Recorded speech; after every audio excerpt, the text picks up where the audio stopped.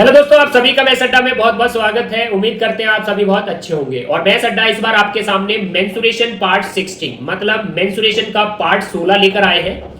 इससे पहले मेंसुरेशन के 15 पार्ट आपके सामने रखे गए हैं। तो जिस भी बच्चे ने वो पार्ट नहीं देखे या उनमें से किसी पार्ट को मिस किया है तो उन पार्टों को हमारे चैनल पर जाकर देख सकते हैं। क्योंकि भाई मैथ्स अड्डा ने जिस प्रकार से मेंसुरेशन की पार्टों की सीरीज बनाई है वो बहुत सीक्वेंस में बनाई है कि पहले वाले पार्टों को आप पहले समझना, उसके बाद ही आने वाले पार्ट आपको बहुत अच्छे से समझ में आएंगे। तो दोस्तों उम्मीद करते हैं वो पार्ट आप पहले देखोगे, जिनका लिंक आपको डिस्क्रिप्शन बॉक्स में दिया है, तो वहां से सीधे जाकर हमारे चैनल पर उन पार्टों को देख सकते हैं। और दोस्तों यदि चैनल पर आप जाओ तो साथ ही चैनल को सब्सक्राइब कर देना एंड बेल आइकन को प्रेस कर देना ताकि हर वीडियो का नोटिफिकेशन आपको मिल सके। तो देखिए दोस्तों, जो पार्ट 16 है, जो 16वां पार्ट है, इसमें हम स्टार्ट करेंगे समकोण समद्विबाहु त्रिभुज का क्षेत्रफल। समकोण समद्विबाहु त्रिभुज का क्षेत्रफल मतलब एक ऐसा त्रिभुज जो समकोण भी हो और समद्विबाहु त्रिभुज भी हो। तो उस त्रिभुज का क्षेत्रफल कैसे निकालेंगे? इससे पहले वाले पार्ट में मैंने सिर्फ आपको समकोण त्रिभुज कराया था। इससे पहले वाले पार्ट में मैंने आपको समकोण त्रिभुज कराया था जिसका क्षेत्रफल था 1/2 आधार गुणित ऊंचाई। 1/2 आधार गुणित ऊंचाई, ये था समकोण त्रिभुज का क्षेत्रफल। लेकिन आज समकोण त्रिभुज नहीं, आज हम करेंगे समकोण समद्विबाहु त्रिभुज। मतलब एक ऐसा त्रिभुज जो आपका समकोण भी होगा और समद्विबाहु भी होगा, मतलब जिसकी दो भुजा समान भी होंगी। तो इस त्रिभुज का क्षेत्रफल फॉर्मूला क्या होता है, इस पर आज हमारा डिस्कशन रहेगा। और दोस्तों देखिए, असली खेल वहीं से शुरू होता है जहां आपको लगे सब खत्म हो गया है। तो बिल्कुल दोस्तों, जब भी हम संघर्ष करते हैं, स्ट्रगल करते हैं और अपनी हार से निराश होकर बैठते हैं कि सब खत्म हो चुका है, लेकिन ऐसा नहीं होता दोस्तों। हम हमारी लाइफ को कहीं से भी स्टार्ट कर सकते हैं। बस हमें पेशेंस होना चाहिए और हमें हार्डवर्क करना आना चाहिए। तो दोस्तों आइए स्टार्ट करते हैं कि मेंसुरेशन पार्ट 16 में समकोण समद्विबाहु त्रिभुज का क्षेत्रफल कैसे बनता है और किस प्रकार से उसका क्वेश्चनों में यूज करेंगे। तो पहले हम क्षेत्रफल फॉर्मूला समझते हैं, उसके बाद ही हम उस पर क्वेश्चन लेंगे। तो स्टार्ट करते हैं। देखिए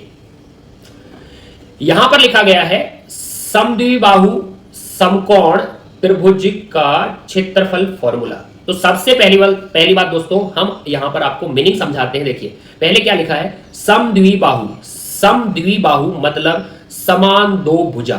समद्विबाहु का मतलब होता है समान दो भुजा। समान दो भुजा मतलब आधार और लंब एक दूसरे के समान होंगे, क्योंकि इसी का मतलब होता है समद्विबाहु मतलब समान दो भुजा। और देखिए कर्ण बराबर नहीं हो सकता क्योंकि कर्ण सबसे बड़ी भुजा होती है। उसके आगे लिखा गया है समकोण त्रिभुज, मतलब साथ में ये समकोण त्रिभुज होगा, मतलब 90 डिग्री वाला होगा।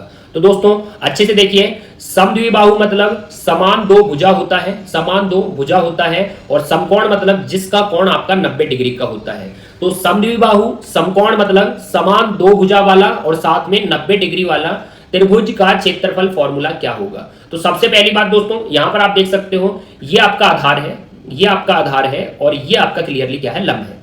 और आपको पता है यदि समान दो भुजा है, समद्विबाहु है, तो दोनों बराबर भुजा है, आधार और लंब क्या है, बराबर है। तो आधार को भी ए से डिनोट कर दो और लंब को भी ए से डिनोट कर दो, क्योंकि जब वर्ग में समान भुजाएं होती हैं चारों तो हम उसको ए से डिनोट करते हैं। तो यहां आधार और लंब क्या है, बराबर है। तो आधार को भी आप ए से डिनोट कर दो और लंब को भी आप ए से डिनोट कर दो। अब दोस्तों आपको पता है ये जो साइड होती है जो किसके सामने होती है, जो क्लियरली 90 डिग्री के सामने होती है। तो 90 डिग्री के सामने जो होता है वो आपका कर्ण होता है।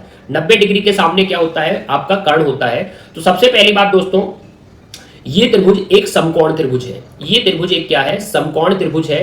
तो यदि समकोण त्रिभुज का क्षेत्रफल फॉर्मूला लगाएं, समकोण त्रिभुज का क्षेत्रफल फॉर्मूला लगाएं, तो आप बोलोगे कि सर 1/2 आधार गुणित ऊंचाई। आपने इससे पहले वाले पार्ट में हमको पढ़ाया है 1/2 आधार गुणित ऊंचाई। तो अब दोस्तों ये तो समकोण त्रिभुज का क्षेत्रफल है 1/2 आधार गुणित ऊंचाई, लेकिन आपको समद्विबाहु समकोण त्रिभुज का क्षेत्रफल फॉर्मूला सीखना है। तो सबसे पहले देखिए यहां पर आप देखोगे कि जो क्षेत्रफल फॉर्मूला था समकोण का 1/2 आधार गुणित ऊंचाई, यदि यहीं से स्टार्ट करें तो 1/2 आधार गुणित ऊंचाई। तो सबसे पहली बात, आधार आपका ए है, ऊंचाई भी आपकी ए है। तो आप बोलोगे कि क्षेत्रफल फॉर्मूला क्या बनकर आया है, क्षेत्रफल फॉर्मूला बनकर आया है 1/2 आधार भी ये था, ऊंचाई भी ये थी, तो आप बोलोगे 1/2 आधार गुणित ऊंचाई करेंगे तो आधार गुणित ऊंचाई ए स्क्वायर बनेगा। तो आप बोल सकते हो क्षेत्रफल फॉर्मूला 1/2 ए स्क्वायर रहेगा, जिसमें ए आपका आधार बोल सकते हो या लंब बोल सकते हो, क्योंकि दोनों बराबर है। अब दोस्तों सबसे पहली बात, आपको जो क्वेश्चन आते हैं उसमें आपको क्लियरली जो समकोण समद्विबाहु त्रिभुज होगा उसका कर्ण दिया जाएगा, तो कर्ण के रिलेशन में आपको क्षेत्रफल फॉर्मूला बनाना है, क्योंकि जो भी सवाल या क्वेश्चन आते हैं उसमें आपको कर्ण दिया जाता है। तो देखिए कर्ण आपका किससे डिनोट है, कर्ण आपका के से डिनोट है, और आधार और लंब आपका क्लियरली ए से डिनोट है। तो यहां पर आप पाइथो को वर्क करा सकते हैं, क्योंकि आपको पता है समकोण त्रिभुज में पाइथो वर्क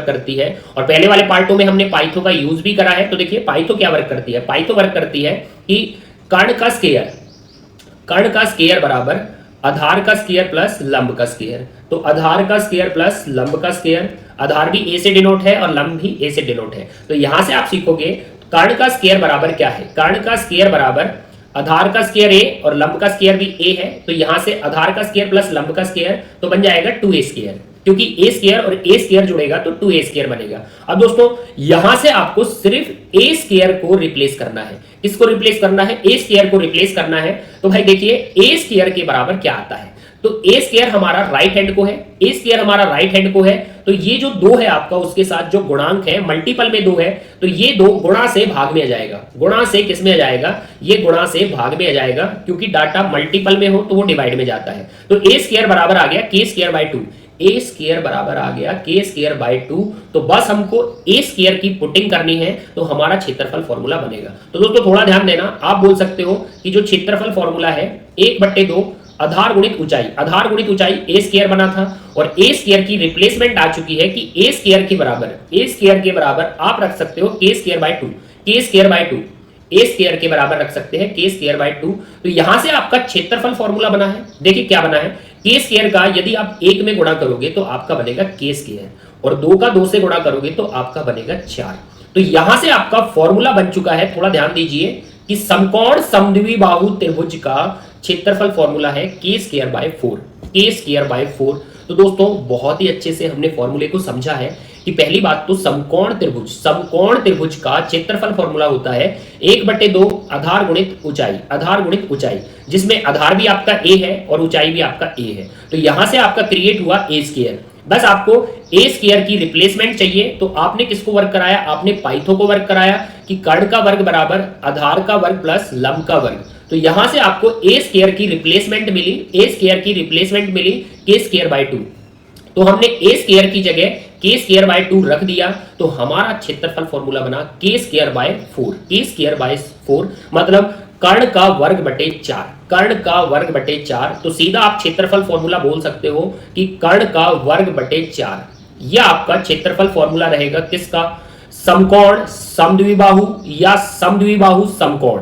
इस त्रिभुज का क्षेत्रफल क्या बनेगा, कर्ण का स्क्वायर बटे 4। तो इस फॉर्मूले को अच्छे से नोट डाउन कर लीजिए, क्योंकि यदि आपको ये फॉर्मूला याद होगा तो क्वेश्चन आपको क्या देगा, सीधा कर्ण देगा, तो आपको लगाना है कर्ण का वर्ग बटे 4, तो सीधा आपको त्रिभुज का क्षेत्रफल मिलेगा। तो दोस्तों उम्मीद करते हैं आपने समकोण त्रिभुज को यूज किया है और आपने पाइथो को यूज करा है और समकोण समद्विबाहु त्रिभुज का क्षेत्रफल फॉर्मूला बनाया है। अब लेते हैं उसके आधार पर जो भी सवाल बनते हैं। देखिए पहला सवाल आपके सामने है, किसी समकोण समद्विबाहु त्रिभुज का कर्ण आपको 12 सेंटीमीटर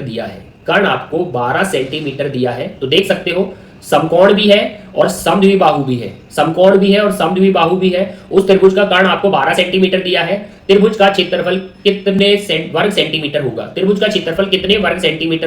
तो भाई हमसे क्षेत्रफल पूछा है, त्रिभुज का क्षेत्रफल कितने वर्ग सेंटीमीटर होगा। और देखिए समकोण समद्विबाहु, पहले आपको देखना है समकोण समद्विबाहु है तो आपका क्षेत्रफल होता है कर्ण का वर्ग बटे 4। अब यहां पर बोल सकते हो कि कर्ण हमको 12 मिला है, 12 मिला है, तो कर्ण का वर्ग बटे 4, और 12 का वर्ग सभी को पता है कि 144, 144 आएगा और कर्ण का वर्ग बटे 4। जैसे ही 144 को आप काटोगे तो त्रिभुज का क्षेत्रफल आपको मिलेगा 36। तो ऑप्शन देखिए, ऑप्शन कौन सा है? तीसरा है। तो सेकंडों के हिसाब से क्वेश्चन सॉल्व होगा यदि आपको समकोण समद्विबाहु त्रिभुज का क्षेत्रफल फॉर्मूला याद है कि कर्ण का वर्ग बटे 4। तो यदि आपको फॉर्मूला और ट्रिक अच्छी लगी है तो भाई वीडियो को लाइक कर दीजिए और बढ़ते हैं अगले सवाल की तरफ। देखिए अगला सवाल क्या है, डाटा थोड़ा अच्छा है। देखिए समकोणीय समद्विबाहु, देखिए लैंग्वेज कैसे डालता है, कभी आपका समद्विबाहु आगे करता है तो कभी आपका समकोण आगे करता है। पिछला सवाल देखिए, यहां पर समकोण आगे था और समद्विबाहु पीछे था, और यहां पर देखिए समकोणीय आगे है और समद्विबाहु पीछे है, मतलब यहां भी मैटर सेम ही है। देखिए यहां क्या बोला गया है कि त्रिभुज का विकर्ण, त्रिभुज का विकर्ण, विकर्ण मतलब कर्ण ही होता है भाई, कि कर्ण क्या दिया है हमको, त्रिभुज का कर्ण दिया है 16 कर्णी 2 मीटर, 16 कर्णी 2 मीटर। यह आपको क्या दिया है, यह आपको त्रिभुज का कर्ण दिया है। देखिए आपका त्रिभुज में विकर्ण, विकर्ण नाम का कोई डाटा होता ही नहीं, क्योंकि विकर्ण जो होते हैं ना, विकर्ण क्लियरली आपके हम बोल सकते हैं चतुर्भुज में होते हैं। विकर्ण किस में होते हैं? चतुर्भुज में होते हैं। लेकिन त्रिभुज में विकर्ण बोलता है, उसका मतलब भी वो कर्ण है। तो कर्ण क्या है? 16 कर्णी 2 मीटर है। तो क्षेत्रफल कितने वर्ग मीटर होगा? तो वही हमसे क्षेत्रफल पूछा है, और क्षेत्रफल आप बोलिए किसका? समकोणीय समद्विबाहु त्रिभुज का क्षेत्रफल होता है कर्ण का वर्ग बटे 4, कर्ण का वर्ग बटे 4। और यहां पर कर्ण आपको दिया है 16 कर्णी 2, 16 कर्णी 2, कर्ण का वर्ग बटे 4, ये हमारा त्रिभुज का क्षेत्रफल है। अब जैसे ही हम कर्ण का वर्ग करेंगे तो 16 कर्णी 2 का वर्ग होगा, 16 कर्णी 2 का वर्ग होगा और कर्ण का वर्ग बटे 4। तो ये फॉर्मूला हमारे त्रिभुज का है, समकोणीय समद्विबाहु त्रिभुज का क्षेत्रफल कर्ण का वर्ग बटे 4। अब देखिए यहां से आप बोलोगे कि √2 और √2 का मल्टीपल होगा, और √2 का √2 से मल्टीपल करोगे तो आपका 2 आएगा, √2 का √2 से मल्टीपल करोगे तो 2 आएगा, और जैसे ही आप 2 से कट करोगे, जैसे ही आप 2 से कट करोगे तो आपका 2 आएगा। और देखिए दोस्तों 2 से किसी भी 16 को कट कर दीजिए, इस 16 को कट करा, जैसे ही मैं 2 से 16 को काटूंगा तो 8 आएगा। तो मेरा क्या बचा? एक तो मेरा 16 बचा और एक मेरा 8 बचा। तो 16 अट्ठे 128 होते हैं, 16 अट्ठे 128 होते हैं। तो ये हमारे त्रिभुज का क्षेत्रफल आएगा। 16 का सिर्फ 8 में गुणा करना है तो 16 अट्ठे 128 होते हैं।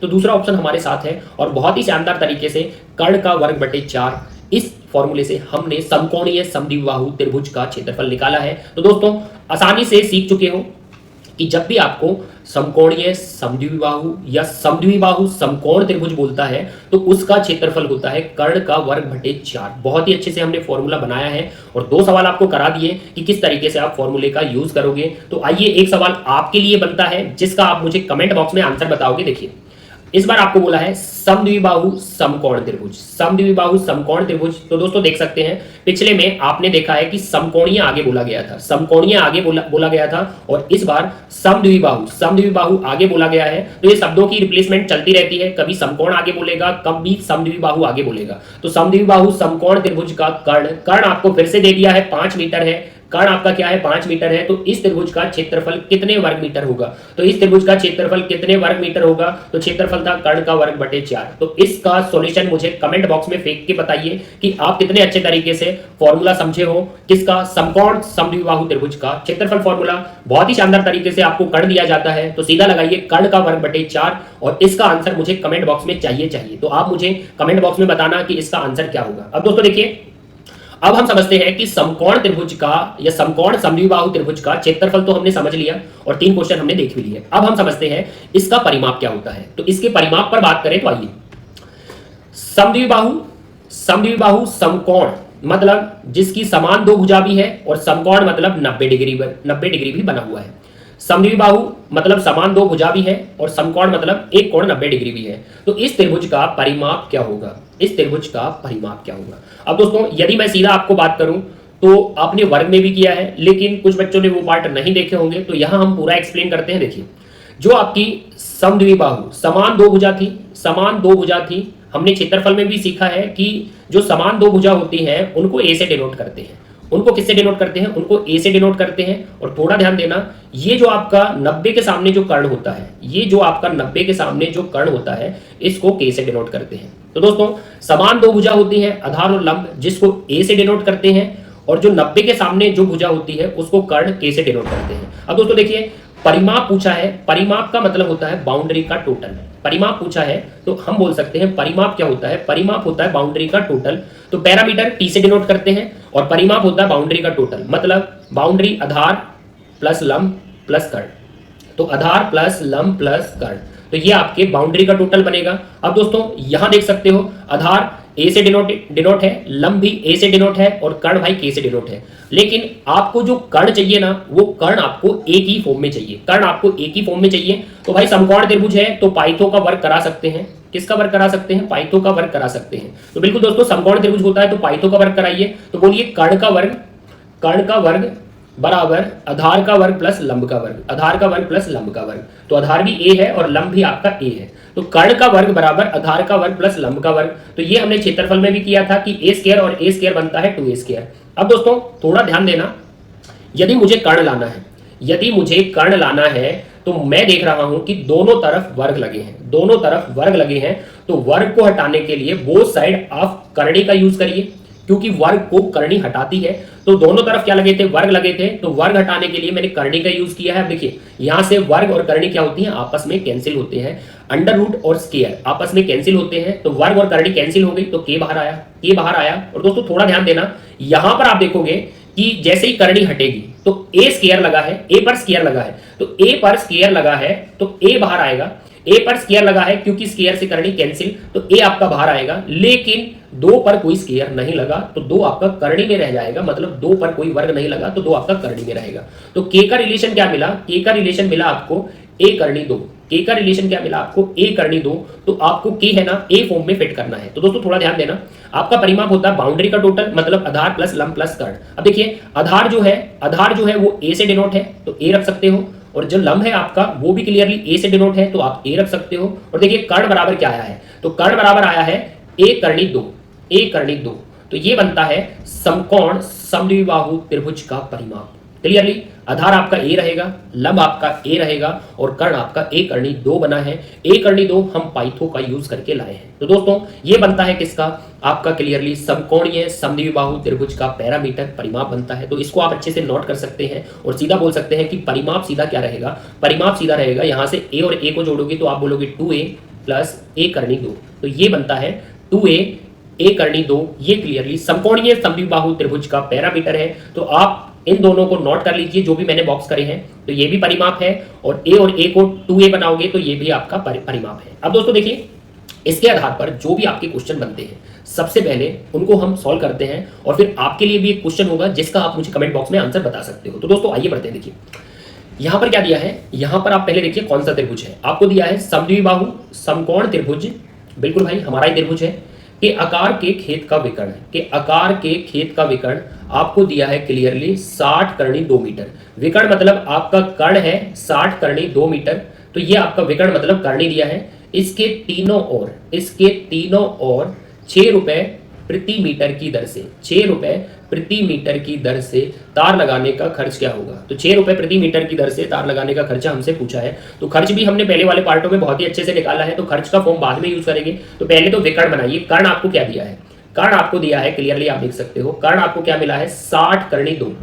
लेकिन आपने इससे पहले देखा है कि जो समद्विबाहु है, समान दो भुजा है, उसको आप किससे डिनोट करते हो? उसको ए से डिनोट करते हो। और जो आपका 90 के सामने, क्योंकि भाई ये समकोण त्रिभुज है तो 90 के सामने जो कर्ण था वो कर्ण आया था ए करणी 2। तो आप बोल सकते हो कि कर्ण हमारा क्या है? कर्ण हमारा है ए करणी 2, जो हमें दिया है क्लियरली 60 करणी 2। अब दोस्तों यहां से यदि आप कंपैरिजन करो कि कर्ण आपका क्या है, कर्ण आपका 60 करणी 2 है और आपका फॉर्म में क्या आया था, आप पीछे देख सकते हो कि आपका कर्ण क्या आया था? ए करणी 2 आया था। आपका कर्ण क्या आया था? ए करणी 2 आया था। तो यहां पर करणी 2 से करणी 2 आपका कैंसिल हो जाएगा, तो ए आपका 60 आएगा। तो आप बोल सकते हो ए हमारा क्या है? ए हमारा 60 है भाई।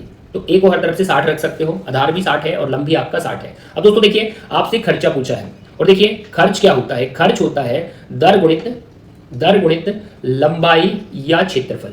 इससे पहले वाले पार्टों में मैंने आपको बहुत ही अच्छे तरीके से खर्चा निकालना सिखाया है कि खर्च कैसे आता है, दर गुणित लंबाई या क्षेत्रफल। यदि वो पार्ट आपने नहीं देखे तो बार बार मैं आपको बोलता हूं पहले वाले पार्ट जाकर देखिए, क्योंकि कोई भी पार्ट कोई भी हिस्सा यूज होता है तो आपको समझ आना चाहिए कि खर्चा पहले वाले पार्टों से लिया गया है कि खर्चा क्या आता है, दर गुणित लंबाई या क्षेत्रफल। अब दर पर नजर मारा जाए तो दर है आपकी 6 रुपए प्रति मीटर, 6 रुपए प्रति मीटर है। तो दर आपकी 6 रुपए प्रति मीटर है। 6 रुपए प्रति मीटर। अब प्रति मीटर ने बताया कि आपको क्षेत्रफल नहीं लेना, क्योंकि मीटर में आपकी लंबाई आती है, तो मीटर में आपकी लंबाई आती है। और दोस्तों देखिए, जो 6 रुपए प्रति मीटर, मीटर में आपकी लंबाई आती है, तो आप लंबाई लोगे, और लंबाई कौन सी लेनी है, इसके तीनों ओर। अब तीनों ओर देखोगे तो आपकी लंबाई होगी पैरामीटर। आपकी लंबाई क्या होगी, आपकी लंबाई होगी पैरामीटर, क्योंकि तीनों ओर जो लंबाई आएगी, आप देख सकते हो, तीनों ओर जो लंबाई आएगी वो आती है उसका पैरामीटर, जिसमें आपका क्लियरली ए और ए 2a आएगा, ए और ए 2a आएगा, और क्लियरली आपका कर्ण आएगा a करनी 2। तो यही था तीनों ओर का परिमाप, 2a a करनी 2। आप देख सकते हो यहाँ पर 2a a करनी 2, तो तीनों ओर का परिमाप हो गया 2a a करनी 2। तो तीनों ओर की लंबाई बनती है उसका परिमाप 2a a करनी 2। अब दोस्तों देखिए, दर आपकी 6 रुपए प्रति मीटर है, तो लंबाई लेकर आते हैं, आपको पुट करना है 2a। a क्या है, a भाई आपका 60 है, a भाई आपका 60 है, तो आप यहां पर भी a को क्या रख सकते हो, a को 60 रख सकते हो। अब दोस्तों थोड़ा ध्यान देना, क्योंकि यहां पर आपने a को क्या पुट कर दिया, a को तो 60 पुट कर दिया, तो आपकी क्लियरली परिमाप की लंबाई आएगी, और दर गुणित लंबाई करेंगे तो हमारा खर्चा आएगा। अब दोस्तों थोड़ा ध्यान देना, देखिए दर आपकी 6 रख ली, ये क्या बनेगा, ये आपका 120 बनेगा, ये आपका 120 बनेगा 60 का डबल। अब यहां पर आप बोलोगे 60 और करनी 2 का गुणा होगा, 60 और करनी 2 का गुणा होगा, तो करनी 2 का मान आपको पता होना चाहिए। करनी 2 का मान होता है आपका 14 करके आता है, करनी 2 का मान आपका 14 करके आता है, और पॉइंट 1 के बाद लगता है। तो दोस्तों करनी 2 का मान होता है आपका 14 और करनी 3 का मान होता है 17 ये दोनों वैल्यू आपको याद होनी चाहिए कि करनी 2 क्या होता है 14 और करनी 3 होता है 17 तो यहां पर आप जैसे ही करनी 2 का मान रखोगे 14 तो 60 से मल्टीपल होगा, 60 से क्या होगा मल्टीपल। तो दोस्तों जैसे ही आप करोगे तो ये 10 है आपका, ये आपका क्या है 0 मतलब 10 है, तो 10 से गुणा करोगे, 10 से गुणा करोगे तो ये पॉइंट आपका यहां पर चला जाएगा, तो बन जाएगा 14.14। 10 से गुणा करा तो 10 से गुणा करते ही पॉइंट कहां पर चला गया, यहां चला गया, 1 के पीछे था तो आपका चला गया 4 के पीछे, क्योंकि 10 से गुणा किया है तो आप 10 से गुणा करते ही मिलेगा 14.14। अब इसका 6 से गुणा करेंगे, इसका 6 से गुणा करेंगे तो 6 से गुणा करते ही 6 से गुणा कर दो 14 का, तो आपको मिलेगा 84। तो यहां से आप देख सकते हो कि आपका टोटल जो परिमाप आएगा, क्योंकि परिमाप हमको करनी में नहीं चाहिए, क्योंकि करनी में हम 6 से मल्टीपल नहीं कर पाएंगे, तो हमें पूरा चाहिए। तो करनी 2 का मान 14 रखा, जिसमें 1 के बाद पॉइंट आता है, और 60 से गुणा करके हमने 84.84 प्राप्त किया। अब दोस्तों देखिए जैसे ही 84 को ऐड करोगे तो आपका 204.84 आएगा, 204.84 आएगा। ऐड कर सकते हो आप, ऐड करते ही बनेगा 204.84। अब इसको आप बोल सकते हो कि 6 गुणित लगभग में 204.84, क्योंकि ऑप्शन आपको पॉइंट में नहीं दिख रहे, तो 204.84। अब भाई 0.84 है तो लगभग ये 205 के नजदीक आएगा, 0.84 है तो लगभग 205 के नजदीक आएगा। और जैसे ही 6 का गुणा 205 से करोगे, तो मल्टीपल करके मिलेगा 1230 मिलेगा। तो ये ऑप्शन आपके लगभग अप्रॉक्स में है, तो ऑप्शन 1230 आपका फिट बैठता है। ये आपका खर्चा होगा, क्योंकि हमने दर गुणित लंबाई करा है, तो हमारा खर्चा आया है 1230। तो दोस्तों उम्मीद करते हैं आप यहां पर समझ चुके हो कि तीनों और मतलब उसका परिमाप लिया जाएगा, और परिमाप होता है 2a प्लस a करनी 2। करनी 2 का मान याद रखना आपका 14 आता है, 1 के बाद पॉइंट लगता है, और करनी 3 कभी आता है, समबाहु त्रिभुज होगा तो उसमें करनी 3 आता है, तो करनी 3 का मान होता है 1732, उसमें भी 1 के बाद पॉइंट आता है। तो दोस्तों लेते एक सवाल और परिमाप को अच्छे से समझते हैं। देखिए पहले तो क्वेश्चन को रीड करिए, और देखिए पहले क्वेश्चन पहचानना आपका काम होता है कि क्वेश्चन ने क्या दिया है, किसी समद्विबाहु समकोण त्रिभुज। तो समद्विबाहु समकोण त्रिभुज बिल्कुल हमारा यही त्रिभुज है जिसका परिमाप हम पीछे करके आए हैं। तो क्या बोला है, समद्विबाहु भी है, मतलब समान दो भुजा भी है क्लियरली, और समकोण भी है, मतलब आपका एक कोण 90 डिग्री है, और 90 डिग्री के सामने क्या होता है, 90 डिग्री के सामने आपका कर्ण होता है। तो समद्विबाहु भी है, मतलब समान दो भुजा भी है, और समकोण मतलब एक कोण 90 डिग्री भी है जिसके सामने कर्ण होता है, जिसे एक करनी 2 से डिनोट करते हैं। कर्ण को एक करनी 2 से डिनोट करते हैं, इससे पहले वाले क्वेश्चन में हमने सीखा है। अब देखिए परिमिति मतलब परिमाप क्या दिया है, परिमिति मतलब परिमाप आपको दिया है 10 प्लस 10 करनी 2, 10 प्लस 10 करनी 2, ये आपको मीटर में क्या दिया है, परिमाप दिया है। तो त्रिभुज के कर्ण की लंबाई कितने मीटर होगी, तो त्रिभुज का कर्ण हमसे पूछा है, मतलब ये वाला कर्ण हमसे पूछा है। अब कर्ण थोड़ा ध्यान से देखिए, कर्ण क्या है, कर्ण आपसे पूछा है जो a करनी 2 है, a करनी 2 है, तो सिर्फ आप a रखोगे तो आपका कर्ण पक्का बनेगा, जो भी आपका मीटर यूनिट में दिया गया है। अब दोस्तों देखिए थोड़ा आप क्या बोलोगे, जो परिमाप हमको दिया गया है 10 प्लस 10 करनी 2। अब परिमाप का मतलब क्या होता है, परिमाप का मतलब होता है बाउंड्री का टोटल, तो देखिए a प्लस a, तो आपका बनेगा 2a, a प्लस ए तो आपका बनेगा 2a और साथ में कर्ण को जोड़ेंगे तो जुड़ेगा a करनी 2।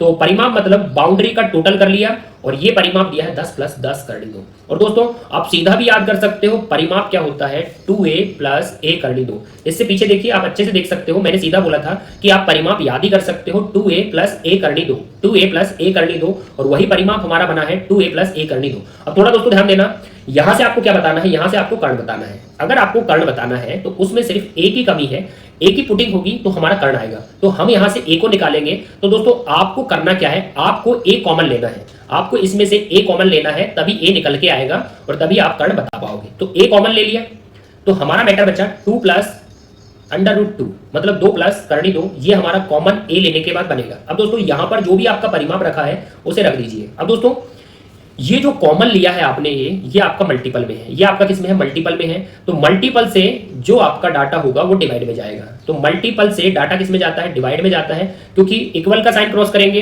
तो जो भी मल्टीपल में होगा वो किस में जाएगा, वो डिवाइड में जाएगा। तो 2 प्लस करनी 2 आपका मल्टीपल से किस में आ गया, डिवाइड में आ गया और जो हमें ए निकालना है वो हमारा लेफ्ट हैंड को बचा है। अब दोस्तों थोड़ा ध्यान देना, यहां पर क्या करते हैं आप, जैसे भी सिचुएशन देख रहे हैं कि आपका ऊपर भी करनी में प्लस करके हो गया और नीचे भी आपका करनी में प्लस करके हो गया। जब भी ये करनी में ऊपर भी प्लस करके बने और करनी में नीचे भी प्लस करके बने या माइनस करके बने तो हम करते हैं हर का परिमेयकरण। हर का परिमेयकरण करते हैं तो थोड़ा दोस्तों ध्यान देना, हर का परिमेयकरण क्या होता है, हर का परिमेयकरण होता है कि जो आपका हर में बीच में साइन है, जो आपका हर में नीचे मतलब जो आपका बीच का साइन है, तो हर में देखें तो बीच का साइन क्या है, प्लस का है। तो बीच का साइन प्लस का है तो आप क्लियरली माइनस करके हर का परिमेयकरण कर सकते हो, माइनस करके हर का परिमेयकरण कर सकते हो। तो ये हमने माइनस करके हर का परिमेयकरण कर दिया। क्लियर है दोस्तों, यदि नीचे आपका प्लस का सिंबल है तो माइनस करके हर का परिमेयकरण करते हैं और बाय चांस यदि नीचे माइनस का होता, बाय चांस यदि नीचे माइनस का होता तब प्लस से करते हैं। मतलब नीचे प्लस दिया तो माइनस से और नीचे यदि माइनस दिया तो प्लस से क्या करते हैं, हर का परिमेयकरण करते हैं, मतलब रैशनलाइजेशन करते हैं। अब दोस्तों जैसे ही आप इसको हर का परिमेयकरण करोगे तो आपको ए मिलेगा और ए की पुटिंग करेंगे तो आपको कर्ण मिलेगा। अब दोस्तों थोड़ा ध्यान देना, यहां पर क्या दिया है आपको, हर में देखिए, हर में क्या दिया है, तो हर में आपको दिया है a plus B into A minus B. तो a plus B into A minus B मतलब a का स्क्वायर माइनस b का स्क्वायर, a का स्क्वायर माइनस b का स्क्वायर, ये आपका हर में बना है। और दोस्तों ऊपर थोड़ा ध्यान से देखना, ऊपर आपके दो ग्रुप बने हैं, ऊपर आपके दो ग्रुप बने हैं तो यहां पर दो ग्रुपों का आपको मल्टीपल करना पड़ेगा, दो ग्रुपों का क्या करना पड़ेगा, मल्टीपल। तो ये जो आपका 10 है, ये जो आपका 10 है इसका आप दोनों से गुणा करोगे, इसका आप दोनों से गुणा करोगे। तो पहले 10 का दोनों से गुणा करते हैं, तो 10 का 2 से गुणा करोगे तो आपको 20 मिलेगा। 10 का माइनस करनी 2 से करेंगे, 10 का माइनस करनी 2 से करेंगे तो माइनस 10 करनी 2 आएगा। तो 10 का 2 से करा तो हमारा 20 आया है और 10 का माइनस करनी 2 से करा है तो माइनस 10 करनी 2 आएगा। अब दोस्तों यदि a का मल्टीपल इसका मल्टीपल हो चुका है, मतलब 10 का मल्टीपल हो चुका है तो अब हम मल्टीपल करेंगे 10 करनी 2 का। 10 करनी 2 का मल्टीपल भी इससे भी होगा और इससे भी होगा, मतलब 10 करनी 2 का पहले वाले से भी मल्टीपल करना पड़ेगा और दूसरे से भी मल्टीपल करना पड़ेगा। अब 10 करनी 2 का यदि हम 2 से गुणा करें, 10 करनी 2 का यदि हम 2 से गुणा करें तो हमारा आएगा 20 करनी 2, 20 करनी 2। और देखिए 10 करनी 2 का यदि हम माइनस करनी 2 से गुणा करें तो करनी 2 और करनी 2, करनी 2 और करनी 2 2 और 2 का यदि आप 10 से करोगे तो आपका 20 आएगा। तो दोस्तों फिर से सुनिए, 10 करनी 2 का करनी 2 से गुणा करोगे तो करनी 2 और करनी 2, करनी 2 और करनी 2 आपका 2 आएगा और 2 का 10 से गुणा आपका 20 आएगा। और बोल दीजिए plus into minus, plus into minus आपका माइनस आएगा।